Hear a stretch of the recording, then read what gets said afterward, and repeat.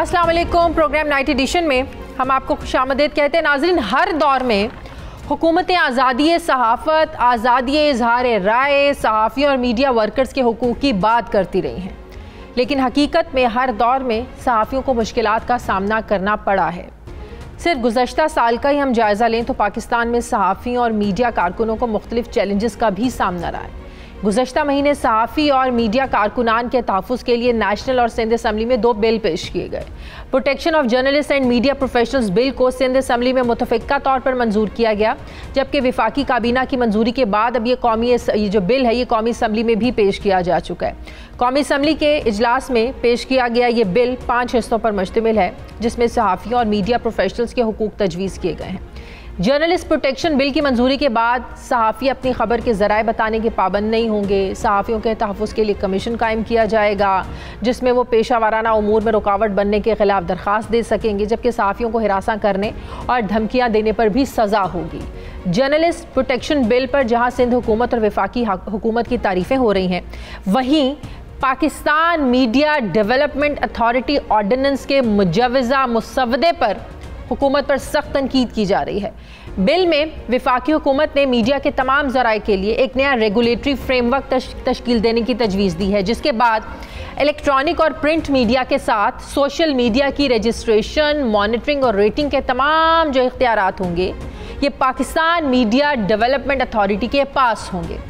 हुकूमत का नई अथॉरिटी के मुतालिक ये दावा है कि इससे मीडिया की आज़ादी, गैर जानिबदारी का तहफ़्फ़ुज़ यकीनी बनाया जा सकेगा। लेकिन दूसरी तरफ सहाफ़ती तंजीमों और अपोजिशन जमातें जो है ये इस बिल पर तहफ़्फ़ुज़ात का इजहार कर रही हैं। हुकूमत पर यह इल्ज़ाम लगाया जा रहा है कि हुकूमत बिल के ज़रिए आइन में दिए गए आज़ादी इज़हार राय के हक़ को दबाना चाहती है, जबकि सोशल मीडिया पर लाइसेंस और NOC की शराइत तनकीद करने वालों को, जो तनकीद करते हैं, जो आज़ादी अपनी जो राय का इजहार करते हैं सोशल मीडिया पर अपने YouTube चैनल्स के ज़रिए, हुकूमत उन सबको खामोश करवाना चाहती है। अब सवाल ये है कि जहां हुकूमत ने protection of journalist and media professionals bill के ज़रिए सहाफ़ी और मीडिया प्रोफेशनल्स को तहफ़्फ़ुज़ देने की कोशिश की है, वहीं कुछ दिनों के बाद ही पेश किए जाने वाले Pakistan Media Development Authority Ordinance Bill से आखिर हुकूमत जो है ये आज़ादी राय का गला क्यों घोंटना चाहती है। दूसरी तरफ अगर हम सियासी सूरत-ए-हाल की बात करें तो PDM में इख्तलाफात के बाद हुकूमत बड़ी पुरएतमाद नज़र आ रही है। हुकूमत मुसलसल मुआशी आदाद-ओ-शुमार में बेहतरी के दावे कर रही है। आज प्राइम मिनिस्टर इमरान खान ज़ियारत रेजिडेंसी में भी अपोजिशन जमातों पर तरस खाते हुए नजर आए और उन्होंने दावा किया कि अगली हुकूमत भी PTI की होगी और अगले दौरे हुकूमत में और ज़्यादा तरक्की होगी। वज़ीर आज़म ने क्या कहा, इस हवाले से ज़रा सुनिए। हमारे जो मुखालिफ हैं उन्होंने पहले से शोर मचा दिया कि हुकूमत फेल हो गई। अभी तो हमारी हुकूमत आई थी तो उन्होंने कहा फेल हो गई। जब ग्रोथ रेट तकरीबन 4% यानी 4% पे जब ऊपर फिगर्स जब पब्लिक हुए तो वो सारी ऑपोजिशन कह रही है कि ये फिगर ठीक नहीं है, तो वो आज बड़ा मुश्किल में पड़े हुए हैं। मुझे तरस भी आता है कई दफ़ा उनके ऊपर। मुझे तो अब उनकी फिगर पड़ गई कि ये अब साथ रह जाएंगे या नहीं रहेंगे, क्योंकि गवर्नमेंट ने तो इंशाअल्लाह जो हम मुश्किल वक्त से निकले हैं ये भी 5 साल में तो इंशाल्लाह, और अभी अगले साल ये और रफ्तार बढ़ेगी इसकी, और जो अगली इंशाल्लाह हमारी हुकूमत आएगी उसमें फिर पाकिस्तान और तेज़ी से ऊपर जाएगा। एक तरफ जो है PDM हुकूमत को घर भेजना चाह रही है, लेकिन हुकूमत जो है बड़ी कॉन्फिडेंट है कि अगला दौरे हुकूमत भी PTI का ही होगा। मैं बात करूंगी, मुझे ज्वाइन कर रहे हैं वज़ीर मुमलिकत बराए इत्तलात व नशरियात फ़ारूक हबीब साहब। अस्सलाम वालेकुम, बहुत बहुत शुक्रिया फ़ारूक हबीब साहब आपका। फ़ारूक हबीब साहब, सबसे पहले तो मैं ये जानना चाहती हूँ कि हुकूमत को क्यों ज़रूरत महसूस हुई पाकिस्तान मीडिया डेवलपमेंट अथॉरिटी के क़याम की। एक तरफ आप लोग जो हैं सहाफ़ियों के तहफ़्फ़ुज़ की बात कर रहे हैं, वो बिल लेकर आ रहे हैं, दूसरी तरफ पाकिस्तान मीडिया रेगुलेटरी अथॉरिटी के ज़रिए मीडिया पर कदगन लगाने की कोशिशें आप लोग जो हैं वो कर रहे हैं। आप लोग तो कह रहे हैं ना कि एक ड्राफ्ट है, सिर्फ तमाम स्टेक होल्डर से मशवरा किया जा रहा है, उनकी भी आरा ली जा रही है, लेकिन इस ड्राफ्ट के ज़रिए ही हुकूमत की एक सोच तो सबके सामने आई है कि आप लोग आखिर करना क्या चाह रहे हैं सोशल मीडिया के साथ। खास तौर पर आपको भी याद है प्राइम मिनिस्टर साहब बड़ी बार इस बात का जो है ना वो इसको कंफर्म कर चुके हैं, इसका एतराफ़ कर चुके हैं कि सोशल मीडिया के ज़रिए ही तहरीक इंसाफ की जो हुकूमत है मार्ज़े वजूद में आई है।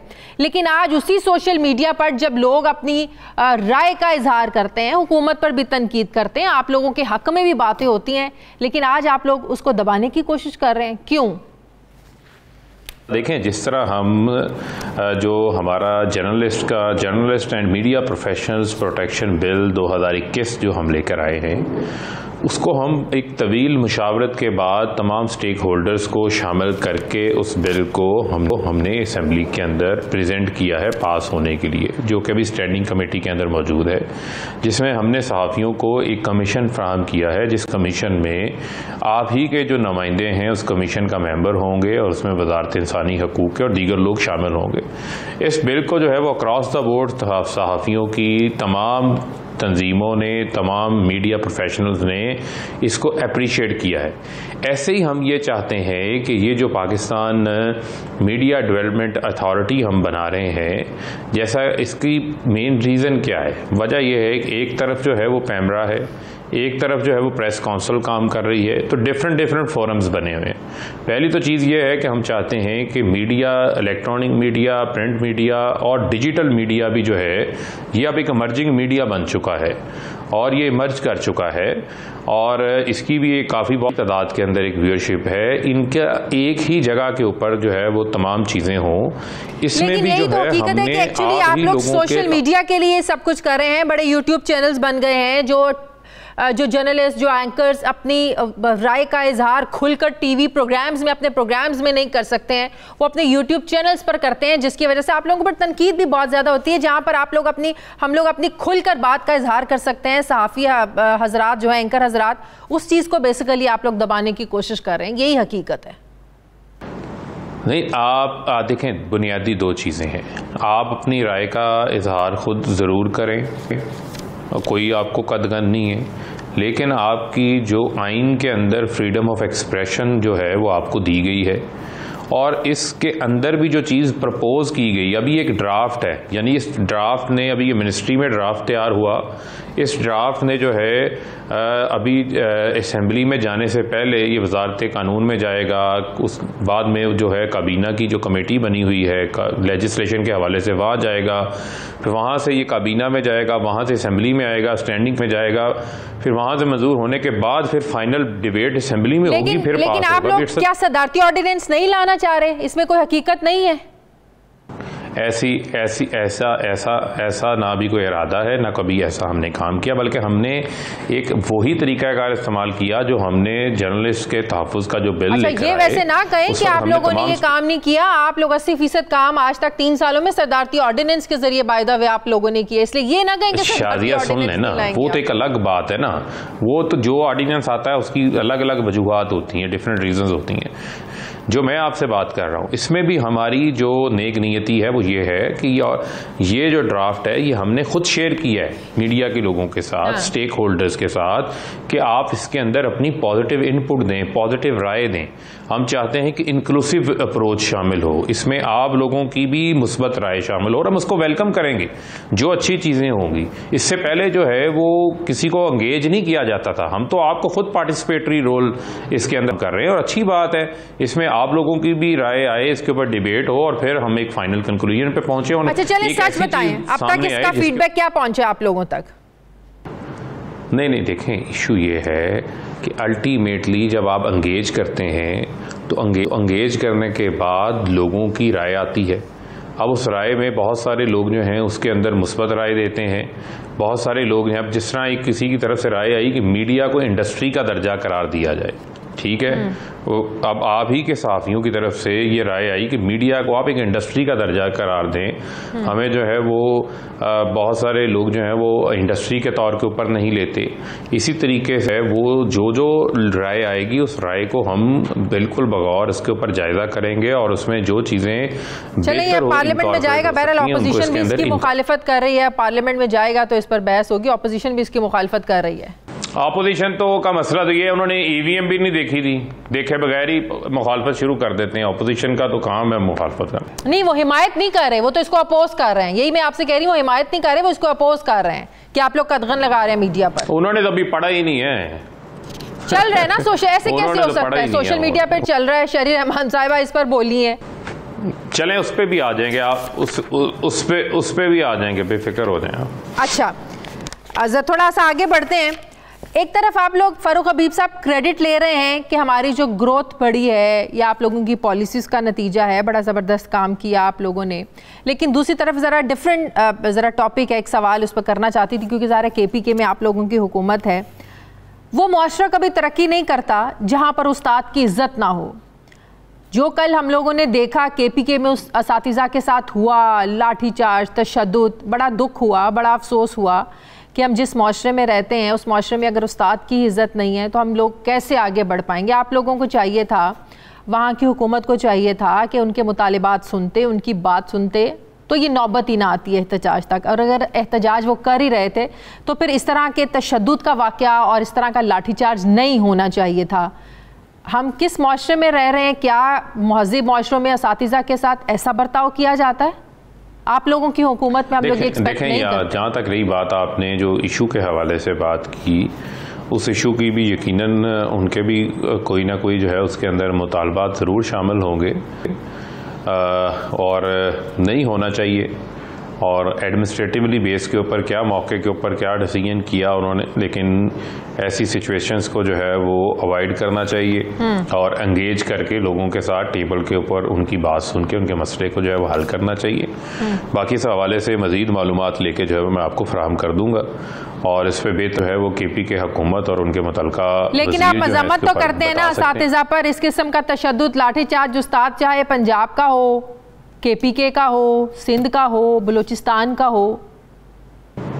जी, मैंने आपसे जो अर्ज़ की कि कोई भी एहतजाज करे, चाहे उस साथीज़ा, तो यकीनन उनका एक मुकाम है माशरे के अंदर, हमारा बहुत ऊंचा मुकाम है।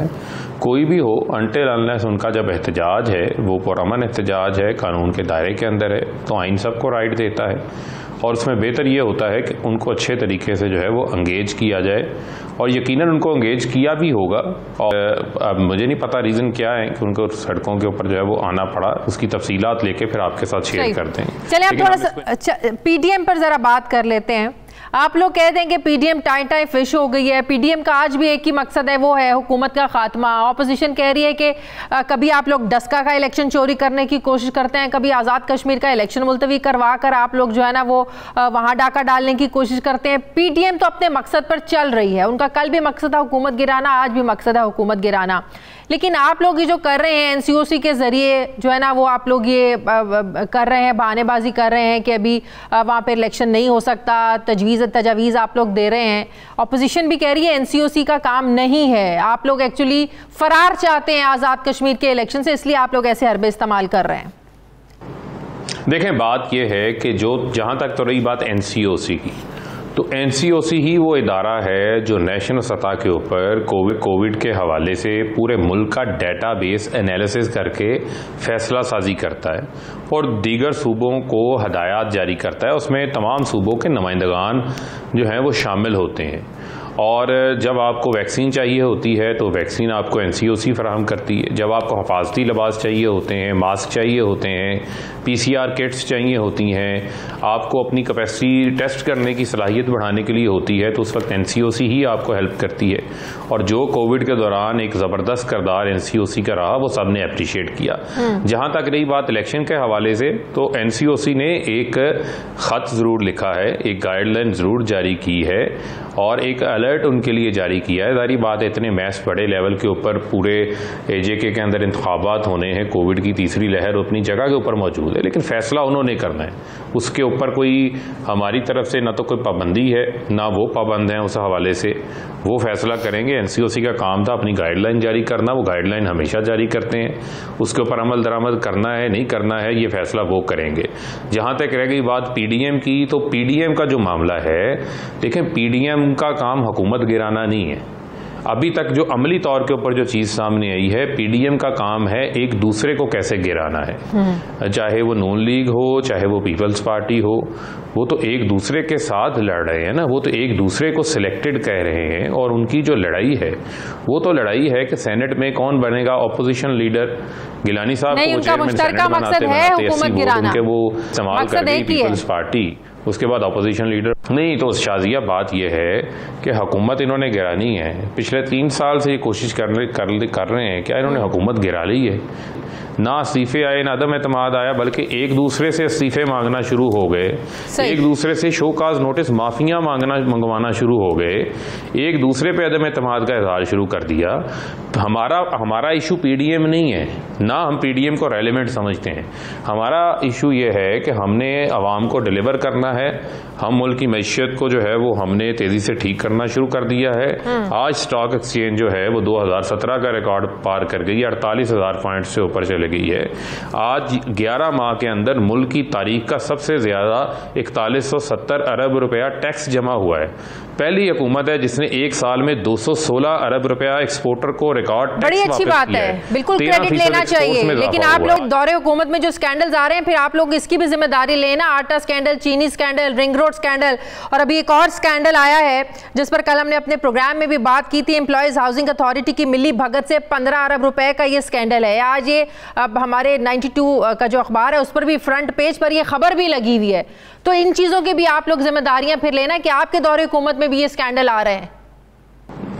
नहीं, देखें बात ये है, जो पहली बात है, देखें कोई भी हुकूमत होती है उस हुकूमत के लिए हर रोज़ जो है वो कोई ना कोई एक नया चैलेंज सामने आ रहा होता है। जहाँ तक रह गई बात करप्शन की, करप्ट प्रैक्टिसेस की, वो भी आपके सामने एक कॉन्टीन्यूस चैलेंज की सूरत में मौजूद होता है। जिसकी आपने बात की उसके ऊपर जो मुतल्लिका मिनिस्टर हैं वो नोटिस लेके उन्होंने जो अदायगियाँ थी वो अदायगियाँ भी रुकवा दी हैं, और ये आपके ही चैनल ने रिपोर्ट किया है। मैंने वो पूरी खबर जो है वो जी रात को मैंने किया था अपने प्रोग्राम में। अच्छी बात है कि आप लोग जो हैं वो एक इन्वेस्टिगेटिव जो है वो सहाफत कर रहे हैं, और जहाँ पे कोई ऐसा मामला होता है उसको सामने भी लेके आते हैं, हम उसको अप्रिशिएट भी करते हैं।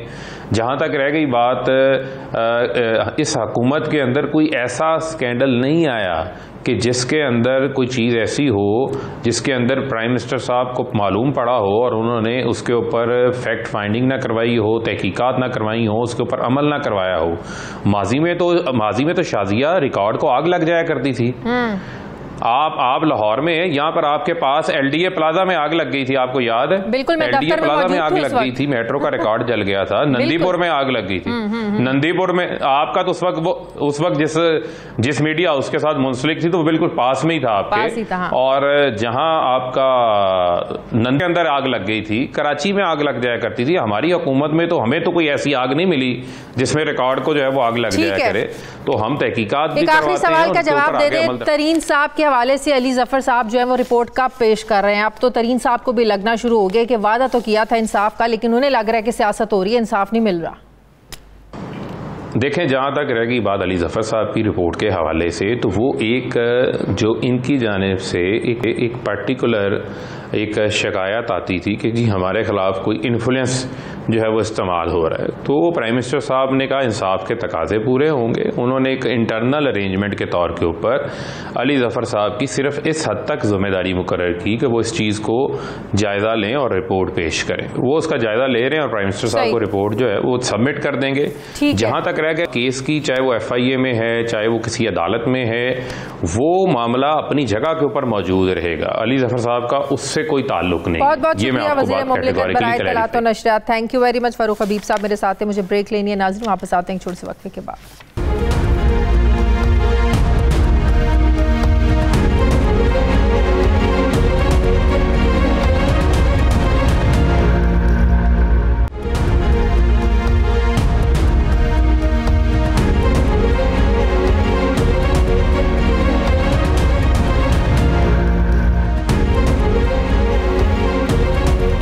ब्रेक के बाद एक बार फिर से आपको खुशामदीद कहते हैं। सीनियर सहाफ़ी तज्ज़ियाकार इरशाद अहमद आरिफ साहब मेरे साथ स्टूडियोज़ में मौजूद हैं। अस्सलाम वालेकुम, बहुत बहुत शुक्रिया इरशाद अहमद आरिफ साहब। आपसे ये बात करना चाहती हूँ कि जो पाकिस्तान मीडिया डेवलपमेंट अथॉरिटी ये जो बनाना चाह रहे हैं, ये आज़ादी इजहार की ज़मानत है या मज़ीद हम इसको कह सकते हैं कि आप मीडिया को दबोचने की आपकी एक कोशिश है? एक आपने नरमी दी, वो जो सहाफ़ियों के प्रोटेक्शन का बिल आकर, दूसरी तरफ से आप टाइट करने की कोशिश कर रहे हैं। देखें जी, मैं उन लोगों में से हूँ और अक्सरियत उन लोगों की है जो मादर पिदर आज़ादी के तो हक में नहीं है। बिल्कुल सही। सहाफ़त ज़िम्मेदारी के साथ होनी चाहिए। ट्रू। लेकिन जो हुकूमतें कवानीन बनाती हैं बेलूम, वो उसमें होता ये है कि आज़ादी सल्ब करने की कोशिश की जाती है। एक हमारी तारीख़ है अयूब ख़ान से लेकर, बल्कि उससे पहले भी एक सेफ्टी एक्ट होता था, उसके तहत सहाफ़ियों को तंग किया जाता था। फिर अयूब ख़ान के दौर में वो आ गया, प्रेस एंड पब्लिकेशन आर्डिनेंस आ गया। फिर भुट्टो साहब के दौर में तो ये हुआ कि प्रेस एंड पब्लिकेशन आर्डिनेंस भी मौजूद था और डिफेंस रूल्स ऑफ पाकिस्तान के तहत भी सहाफ़ियों के खिलाफ कार्रवाइयाँ हो जाती थी। जमहूरी दौर में भी पाबंदियाँ लगती रही। भुट्टो साहब के दौर में तो बहुत ज़्यादा पाबंदियाँ, जितने अखबारात जरायद भुट्टो साहब के दौर में बंद हुए हैं शायद ही किसी और दौर में हुए होंगे, शायद किसी आमिर के दौर में भी नहीं होंगे। तो एक तारीख़ है यहाँ, और ये जो मौजूदा आज़ादी है ये किसी की अता नहीं है, ये खैरात में नहीं मिली, सहाफ़ियों ने इसके लिए जदोजहद की है। ये जो इस वक्त हमारे दोस्त हैं जो आज़ादी एंजॉय कर रहे हैं, उनको पता ही नहीं है कि ये आज़ादी उनको लेकर के लोगों ने दी है और क्या क्या कुर्बानियाँ देकर दी हैं। तो हम इसके हक़ में हैं कि ऐसी फेयर कानून साजी जिसके नतीजे में गैर ज़िम्मेदाराना सहाफ़त पर कदगन लगाई जाए या उसकी हौसला शिकनी की जाए, वो ज़रूरी है। लेकिन इसकी आड़ में पाबंदियाँ आयद करना और जो हुकूक सहाफ़ियों को हासिल हैं, जो आइन देता है उनको, उसको सल्ब करना जो है ये कतई तौर पर इजाज़त नहीं होनी चाहिए। और वैसे भी ये आज़ादियों का दौर है, ये कदगनों का दौर नहीं है। हमारे यहाँ आइन मौजूद है, हमारे यहाँ कवानीन मौजूद हैं, मसला उन पर अमल दरामद का है। और ख़ुसूसी कवानीन सहाफ़ियों के लिए बनाना हर कौन सा कानून है जो मुल्क में मौजूद है। और प्राइम मिनिस्टर इमरान खान बारहा, ये भी फ़ारूक हबीब साहब से भी बात करी थी कि वो इस चीज़ का एतराफ़ कर चुके हैं कि हमारी हुकूमत को लाने में या PTI को प्रमोट करने में सोशल मीडिया का बहुत बड़ा एक रोल है। मतलब कि आपने उस आज़ादी को इस्तेमाल कर लिया अपने लिए और आज आप हुकूमत इंजॉय कर रहे हैं, लेकिन आज जब वही आप लोगों पर तनकीद हो रही है तो आप उसको दबोचने की कोशिश कर रहे हैं, विच इज़ रॉन्ग। देखें, ये एक ऐसी हुकूमत को तो बिल्कुल नहीं करनी चाहिए जो एक तरफ तो मीडिया की आज़ादी की हामी हो, जो जमहूरी हुकूमत हो, मुंतखब होकर आई हो, जिसके रूट्स हों पब्लिक में, उसको तो बिल्कुल ही नहीं करना चाहिए। लेकिन ये जो सोशल मीडिया का मसला है, इसके लिए मेरा ख़्याल है हमारी सहाफ़ती तंजीमों को भी हुकूमत का साथ देना चाहिए, क्योंकि ये बेलगाम जो आज़ादी है जिसके नतीजे में हमारी जो इलेक्ट्रॉनिक मीडिया की, प्रिंट मीडिया की आज़ादी है वो भी ख़तरे में डाल दी है। गैर ज़िम्मेदार लोग, अनपढ़, मतलब यूट्यूब चैनल्स बनाए हुए हैं और जो मुंह में आता है वो कह देते हैं। देखें, कुछ हमारी अखलाकियात हैं, कुछ हमारा आइन कुछ चीज़ों पर हमें पाबंद करता है, हमारे यहाँ कुछ कवानीन हैं। ये सोशल मीडिया पर तो ये तो बिल्कुल शुतुर्बे महार है। लेकिन ये भी आप देखें, जो आपने यूट्यूब के लिए लाइसेंस हासिल करना है उसको बड़ा शराइत को सख्त किया आपने कि सूबाई सतह पर मिलेगा, नेशनल लेवल पर मिलेगा, फिर उसकी फ़ीस ये आम बंदा तो अफोर्ड नहीं कर सकता। अभी तो हर एक ने यूट्यूब चैनल बनाया हुआ है ना, तो ये तो आप दबाने की तो कोशिश है। ये देखें, इसमें कानून साजी की मैं बात कर रहा हूँ, ये नहीं कह रहा कि कानून साजी का मकसद ही ये हो कि बिल्कुल आप उस रास्ता ही बंद कर दें। कानून साजी करें, आइन के मुताबिक जो कानून है, हमारी अखलाकियात है, उसके मुताबिक कानून साजी करें, लेकिन उसका मकसद जो है लोगों को रेगुलेट करना हो, ना कि आवाज़ दबाना और पाबंदियाँ और कदगने ऐद करना जो गैर जमहूरी हूँ, गैर आइनी हूँ, गैर अखलाकी हूँ। आप पाकिस्तान की सलामती के नाम पर ऐसी पाबंदियाँ ऐद न कर दें, गला ना घूंट दें लोगों का। नज़रिया पाकिस्तान के नाम पर नज़रिया पाकिस्तान का तहफ़्फ़ुज़ ज़रूरी है। ये जो मादर पिदर आज़ाद किस्म की एक नस्ल पैदा हो गई है जिसके नज़दीक ना अखलाकियात की कोई अहमियत है, ना आइन की कोई अहमियत है। मोमबत्ती माफिया की बात तो नहीं कर रहे? नहीं, कई माफियाज हैं, कई लोग यहाँ हो गए हैं जिनको पता ही नहीं है। यानी मतलब आप किसी पर कीचड़ उछाल दें, किसी की पगड़ी दें, किसी शरीफ आदमी की इज़्ज़त मजरूह कर दें और आप कहें जो मैं तो आज़ादी के बारे में जो मशहूर है कि जी मेरी आज़ादी दूसरे की नाक तक जाके ख़त्म हो जाती है।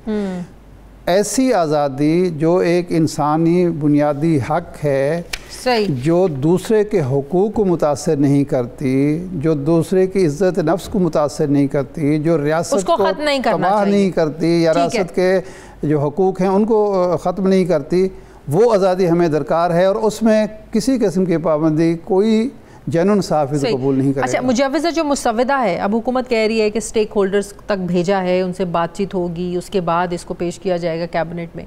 आप तक कोई फीडबैक पहुंचा है?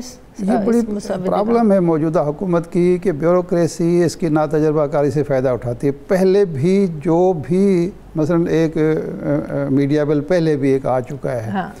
उसमें ये सोशल मीडिया नहीं था। ये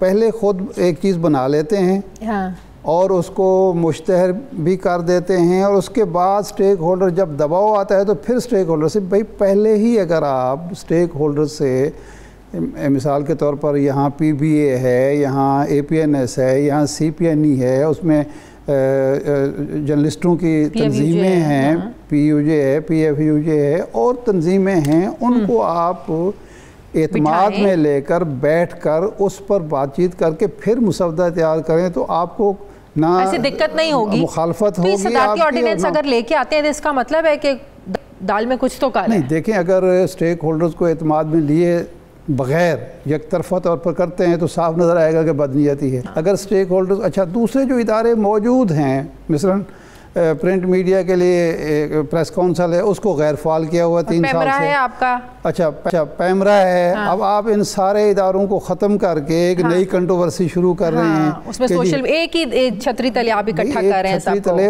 लोग तो उतने ही दरकार होंगे ना, तो इसकी क्या ज़रूरत है? आप सोशल मीडिया के लिए अलग एक अथॉरिटी बना दें, सोशल मीडिया के लिए आप अलग कर लें, आप इलेक्ट्रॉनिक का पढ़ा। जो काम अशरों में एक इदारा तैयार हुआ है, उस पर इत्तेफाक राय है, यानी पैमरा पर अब ये एतराज़ तो किसी को नहीं है कि ये क्यों बना है, एतराज़ तो होगा उसके फंक्शंस पर, उसके एक्शंस पर। वो बना हुआ है, उसको आप डिसमेंटल करना चाहते हैं। यहाँ प्रेस काउंसिल बनी हुई है, उस पर इत्तेफाक रहा है, किसी को एतराज़ नहीं है, वो आप डिसमेंटल करना चाहते हैं। तो है सदारती ऑर्डिनेंस लाने का, और अगर हुकूमत ले आती है तो फिर कोई चॉइस तो नहीं है। नहीं, देखें, जो ऑर्डिनेंस आप लाते हैं, जो कानून बनाते हैं, जिसको आप इम्प्लीमेंट नहीं कर सकते, जिसके नतीजे में मुआशरे में इंतशार पैदा होता है, फसाद पैदा होता है, तो क्या ज़रूरत है? आप इत्तेफाक राय हासिल करके सही उसके बाद आप बनाएं। मेरा नहीं ख्याल कि कोई सहाफ़ी इस बात की मुखालफत करेगा कि जी रेगुलेट ना किया जाए सोशल मीडिया, क्योंकि खुद सहाफ़ी भी तंग हैं, शिकार है, बहुत सारे शिकार हुए हैं भाई। तो इसलिए वो मुखालफत, जेन्युइन लोग मुखालफत नहीं करेंगे, लेकिन एतमाद में लेकर एक बना के जब लाएंगे, मुखालफत फिर भी होगी, कुछ लोग करेंगे, नहीं अपोजिशन भी करेगी, खुद हमारे तबके में से भी कुछ ऐसे लोग होंगे जो मादर पिता आज़ादी चाहते हैं, वो कहेंगे।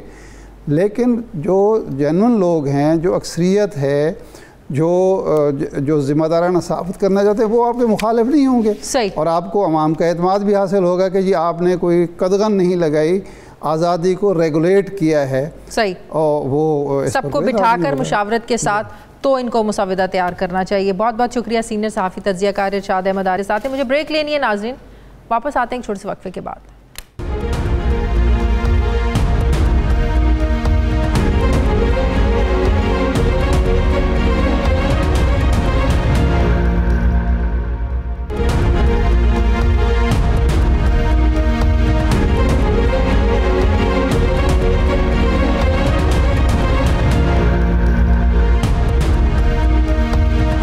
के बाद एक बार फिर से आपको खुशामदीद कहते हैं। पाकिस्तान पीपल्स पार्टी के सीनियर रहनुमा कमर जमान कायरा साहब ने मुझे ज्वाइन किया। अस्सलाम वालेकुम, बहुत बहुत शुक्रिया कायरा साहब आपका।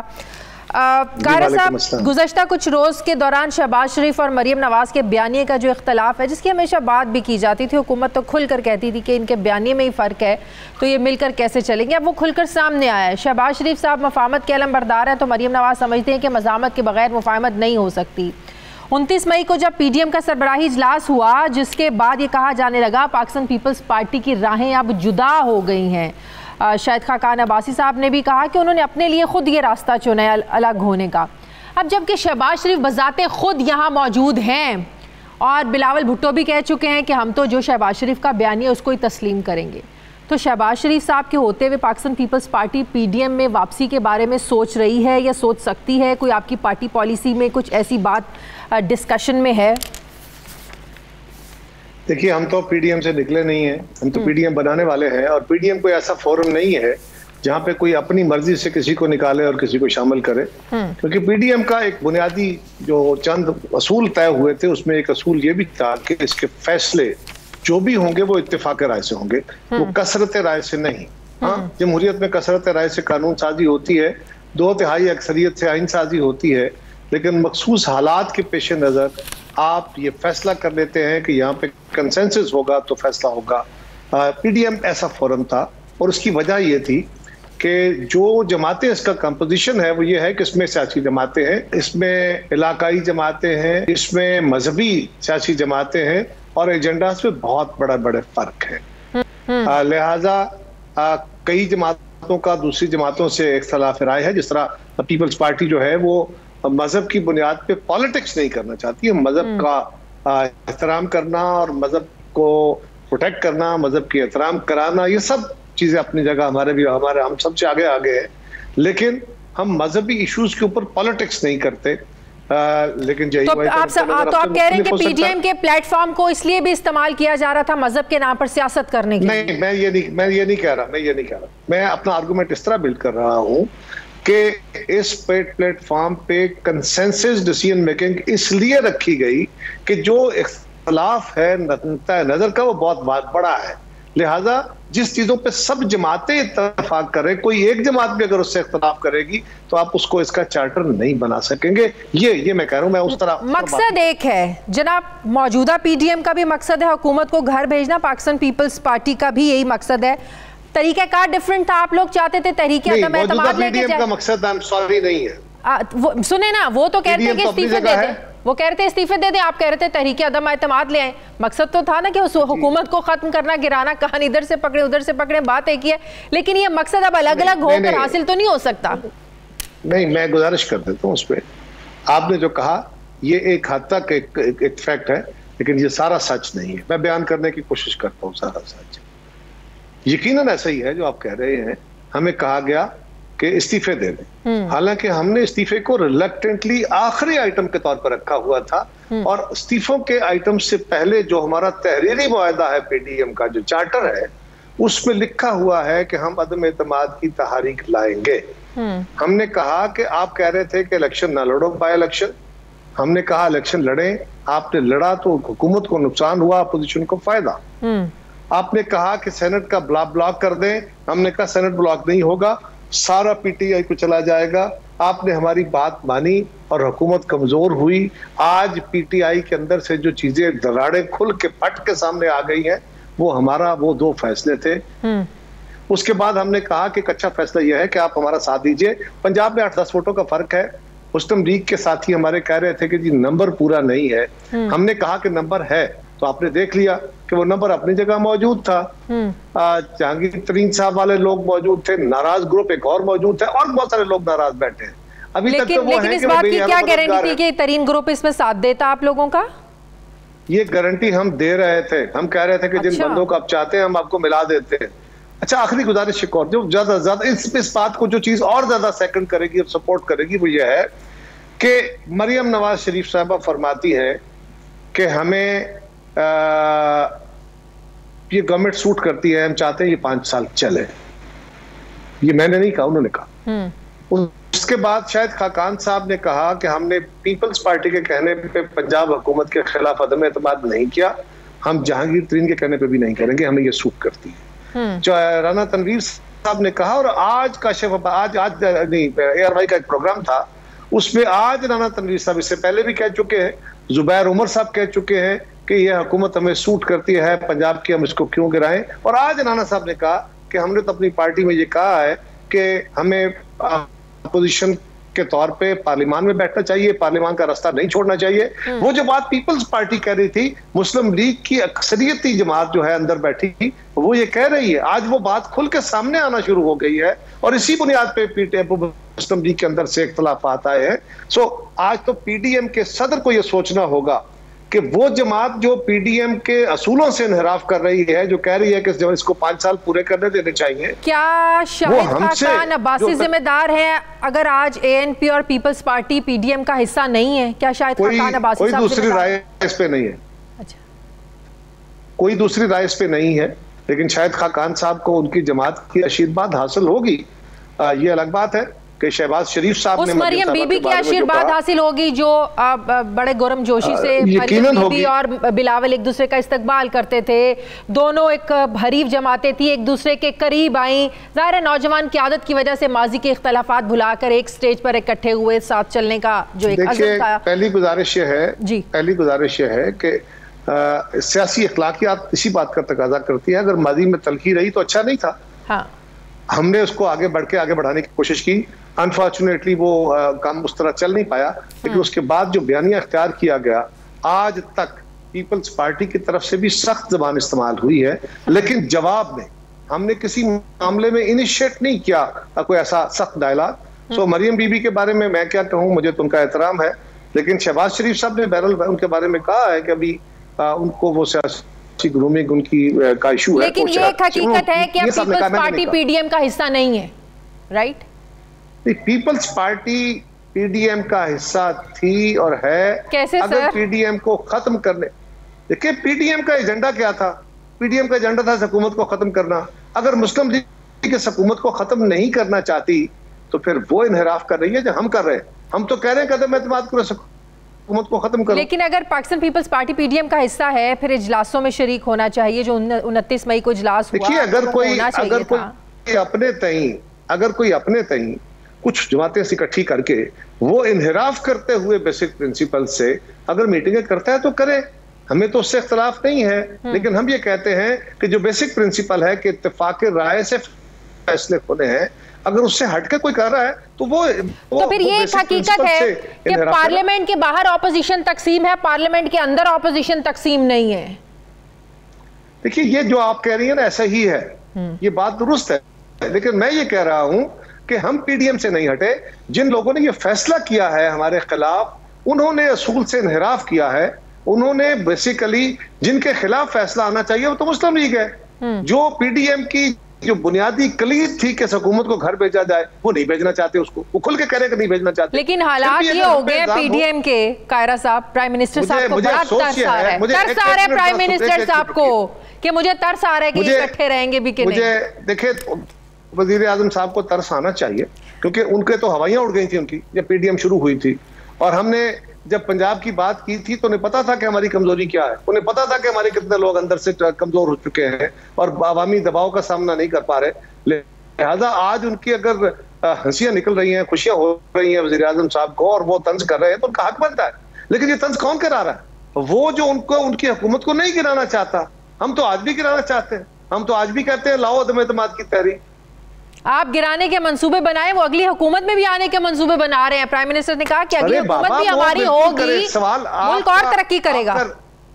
सवाल आपका जिस रेफरेंस में था उसके जवाब में मैं कह रहा हूं, ये आप एक और सवाल कर रही है, मैं उस सवाल के रेफरेंस में कह रहा हूं कि वजीर आजम को खुशियां होंगी, यकीनन होंगी, जब अपोजिशन में दरारें होंगी। ये अलग बात है कि उनकी अपनी दरारें बहुत बड़ी होती जा रही है और उनके लिए अपने बहुत सारे मसाइल खुलते जा रहे हैं जो उनके काबू में नहीं होंगे।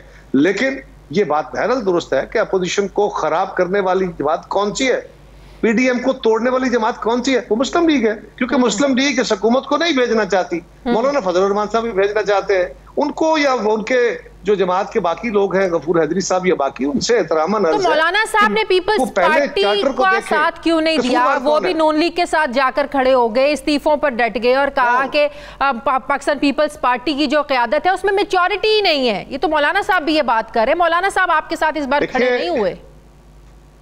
ये मेरी मैच्योरिटी का फैसला किसी जमात ने या किसी फर्द ने नहीं करना, मेरी मैच्योरिटी का फैसला पाकिस्तान के अवाम ने करना है।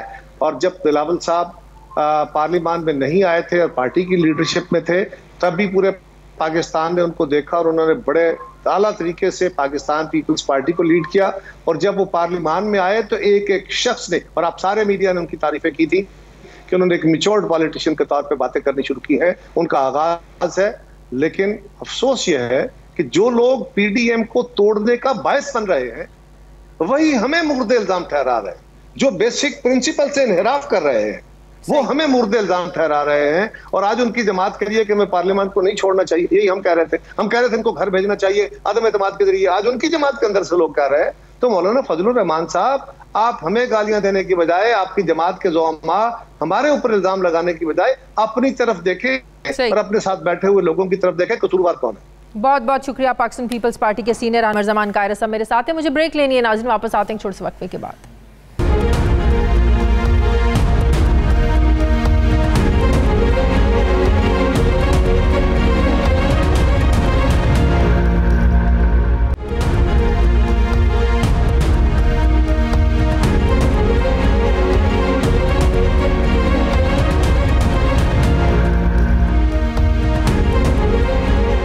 ब्रेक के बाद एक बार फिर से आपको खुशामदीद कहते हैं नाज़रीन। अमरीकी हुकूमत के अफ़गानिस्तान से 11 सितंबर 2021 तक मुकम्मल फ़ौजी इनख़ला के फ़ैसले के बाद अमरीकी अफ़वाज की वापसी का सिलसिला शुरू हो चुका है।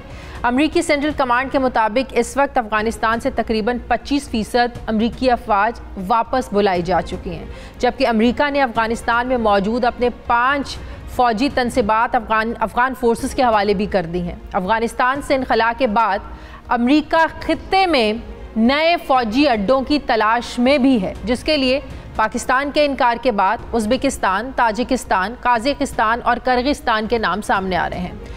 अमरीका अफ़गानिस्तान से फ़ौजें तो निकाल रहा है, लेकिन फ़ौजी इनख़ला के बाद अमरीका की अफ़गानिस्तान पर हिकमत अमली क्या होगी इसके बाद, इस पर बड़े सवालात उठाए जा रहे हैं। अमरीकी सदर जो बाइडन ये ऐलान कर चुके हैं कि अफ़गानिस्तान से फ़ौजी इनख़ला के बाद अफ़गानिस्तान की अस्करी इमदाद नहीं की जाएगी, जिसके बाद इन खदशात का इजहार किया जा रहा है कि अफ़गान फोर्सेस को मुस्तक़बिल में मुश्किलात का सामना करना पड़ सकता है। जबकि इस वक्त अफ़गानिस्तान में सिक्योरिटी फोर्सेस और तालिबान के दरमियान झड़पों में भी इजाफा हो चुका है, ये भी कशीदगी बढ़ती जा रही है।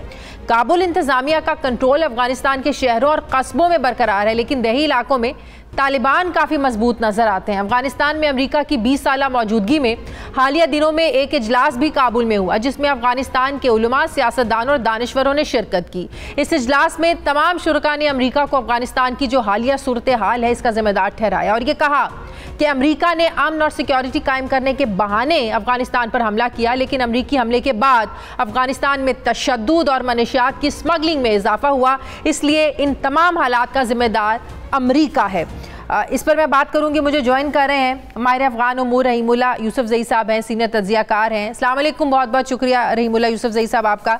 रहीमुल्लाह यूसुफजई साहब, ये एक हकीकत है कि आलमी बिरादरी जो है हमें अफगानिस्तान के तनाजुर में देखती है और फिर जो अफगानिस्तान में होने वाले वाक़यात हैं खित्ते और पाकिस्तान दोनों पर असरअंदाज होते हैं। अब अमेरिका अफगानिस्तान से निकल रहा है, लेकिन कुछ खबरें ये भी आ रही हैं कि 4 जुलाई तक अमेरिका जो है वो अपना इनखला मुकम्मल कर लेगा। क्या ये बात दुरुस्त है? अगर ये बात दुरुस्त है तो क्या फिर हम ये समझ जाएं कि हालात इस जो है ना वो मज़ीद बिगड़ने जा रहे हैं अफ़गानिस्तान के, क्योंकि अफ़गानिस्तान का मुस्तकबिल क्या होगा, क्या सिस्टम होगा, इस बारे में कोई स्ट्रेटजी सामने नहीं आई है, कोई पॉलिसी सामने नहीं आई है। अमेरिका इतनी जल्दी में क्यों है अब निकलने में?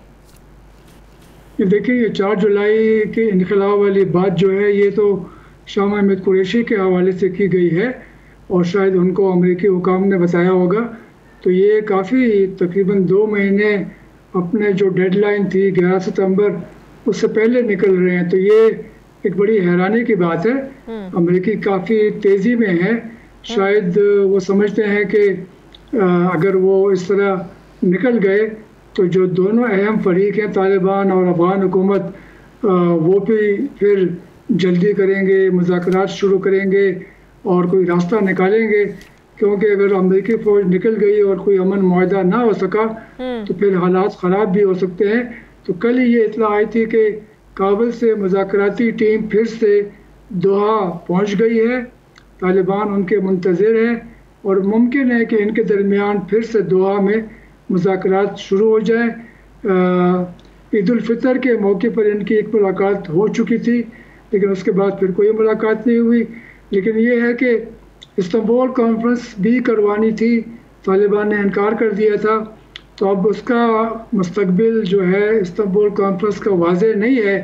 लेकिन मेरे ख्याल में अमेरिका अगर लेकिन इतनी उजलत में अगर इनखला होता है, आप नहीं समझते कि अफगानिस्तान में एक बार फिर से खाना जंगी और हमसाया ममालिक में फिर मुहाजिरीन के एक नए सैलाब का खदशा पैदा हो जाएगा? फिर अमेरिका को फौजी अड्डे देने के हवाले से बड़े खदशात सामने आ रहे हैं। तालिबान पाकिस्तान का नाम लिए बगैर भी जो है ना वो धमकी आमेज पैगामात दे रहे हैं। क्या ये जो अदम इस्तेहकाम हो सकता है, जो मुमकिन तौर पर जो हम सूरत हाल देख रहे हैं, ये एक नई सूरत हाल की तरफ, कशीदगी की तरफ नहीं धकेलेगा इस खित्ते को? ये देखिए, एक बात तो ये है कि अगर अमेरिकी और नेटो के फौजी अफगानिस्तान में रहते हैं फिर भी मसला है, उनके खिलाफ जंग होगी और ये न ख़त्म होने वाली जंग होगी। अमेरिका ने इसीलिए मजबूरन तालिबान से अमन मुआहदा किया और फ़ौज निकालने का मुतालबा तालिबान का मान लिया। अब अगर वो निकलते हैं फिर भी खदशात तो काफ़ी हैं, क्योंकि अफगान हुकूमत बड़ी कमज़ोर है। 1 मई से जब अमेरिकी फ़ौज की वापसी इनखला शुरू हुआ है, 6 ज़िली हेडक्वार्टर्स के ऊपर तालिबान ने कब्ज़ा कर लिया है और वो मज़ीद अपने हमलों में इजाफा कर रहे हैं। और अफगान हुकूमत के जो अहलकार हैं वो काफ़ी परेशान हैं। ऐसी भी इत्तलाआत हैं कि कई अफगान जो हैं वो तुर्की जाने का बंदोबस्त कर रहे हैं ताकि अगर हालात ख़राब हो जाएं तो वो निकल जाए। तो मेरे ख्याल में पाकिस्तान के लिए भी ज़ाहिर ख़तरात तो हैं। लेकिन अमेरिका को क्या वाकई फौजी अड्डों की ज़रूरत है? पाकिस्तान के इनकार के बाद कहा जा रहा है उज़्बेकिस्तान, ताजिकिस्तान, काज़ाकिस्तान, किर्गिस्तान के नाम सामने आ रहे हैं। लेकिन आपको भी पता है कि उज़्बेकिस्तान और किर्गिस्तान में 9/11 के बाद अमेरिकी फौजी अड्डे जो बने थे अब वो मौजूद नहीं है। फिर किर्गिस्तान, काज़ाकिस्तान और ताजिकिस्तान जो हैं ये रशिया की सरबराही में कायम एक जो फौजी इत्तेहाद है उसके रुकन भी हैं। फिर इन ममालिक का के ऊपर रशिया और चाइना का बहुत ज़्यादा असर है, इसलिए वहाँ अमेरिकी फौजी अड्डों के लिए पहले जैसे हालात तो नहीं हैं। तो फिर अमेरिका के पास ऑप्शन क्या है? पाकिस्तान भी इनकार कर चुका है। कि देखें, अभी तो अमेरिका की कोशिश जारी है और अमेरिका अगर निकल भी जाएगा लेकिन वो अफ़गानिस्तान के मामलात में मुलविस रहेगा।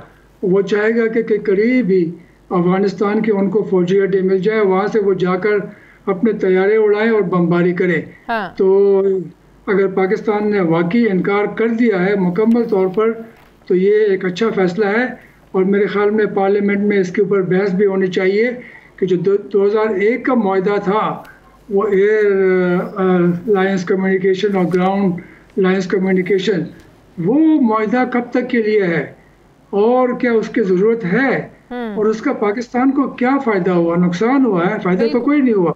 हाँ। तो और लेकिन इस स्ट्रेटजी की भी समझ नहीं आती ना। एक तरफ आप वहां से निकल रहे हैं, दूसरी तरफ आप फौजी अड्डे मांग रहे हैं, दूसरी तरफ आप इस खित्ते में अपनी इजारादारी भी कायम रखना चाहते हैं। देखें, जो बाइडेन को ये खदशा है, ये ख़तरा है कि कहीं अफ़गानिस्तान की सरजमीन से फिर अमेरिका या उसके इत्तेहादियों के ऊपर हमला ना हो जाए जिस तरह 9/11 का हमला हुआ था। तो वो चाहते हैं कि वो उसके लिए पहले से तैयारी करें। उनके पास फौजी अड्डे इस खत्ते में मौजूद हैं। उनके पास कतर में, बहरीन में, ओमान में, उर्दन में, डिगो गार्शिया में अड्डे हैं, लेकिन उनकी ख्वाहिश के करीब कोई अड्डा मिल जाए। तो पाकिस्तान से कहा गया, अभी रूस के जो खुसूसी नुमाइंदे हैं अफ़गानिस्तान के लिए, ज़मीर काबलोव, उन्होंने कह दिया है कि उज़्बेकिस्तान और ताजिकिस्तान दोनों ने इनकार कर दिया है, वो अड्डे नहीं देंगे। तो मेरे ख्याल में अमेरिका को कुछ मायूसी है, लेकिन देखें कुछ इजाफी खर्चा आएगा अगर वो कतर और बहरीन या उर्दन या ओमान के अड्डे इस्तेमाल करेंगे, वो वहाँ से भी हमले कर सकते हैं। ठीक है, बहुत बहुत शुक्रिया। सीनियर सहाफ़ी माहिर अफ़गान उमूर रहीमुल्लाह यूसुफ़ज़ई साहब मेरे साथ थे। बहुत शुक्रिया आपका। नाज़रीन, हमारे प्रोग्राम का वक्त ख़त्म हो गया। फ़ीडबैक ज़रूर दीजिएगा, अपना ख्याल रखिएगा। मुझे इजाज़त दीजिए। अल्लाह हाफ़िज़।